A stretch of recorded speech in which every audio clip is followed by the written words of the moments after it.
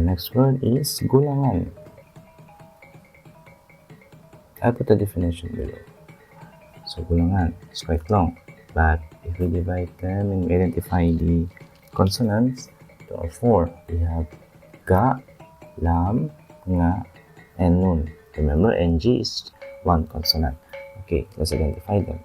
Ga, this is how you write ga in Sulat Sūg with a dot. Okay, that's ga, not rain. Okay, then we have L, which is lam, then we have nga, and we have nun. Okay, so ga, lam, nga, nun.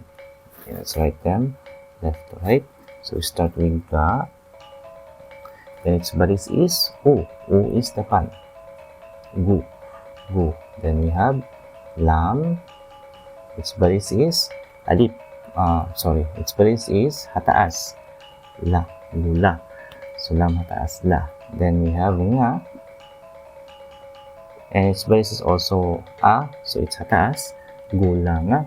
And lastly we have nun, which has no baris. Its baris patay. So that's gulangan. So how do we spell? Ga dapan gu, lam hataas la, gula, nga hataas nga, manok panungan, gulangan. And can we connect them? Yes, we can. So we just write like this, then lam, nga, nun. Okay? Gulangan. Again, ga, lam, nga, nun.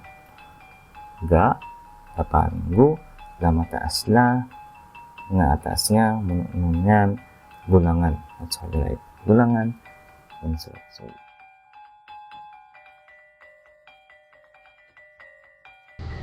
Subscribe for more.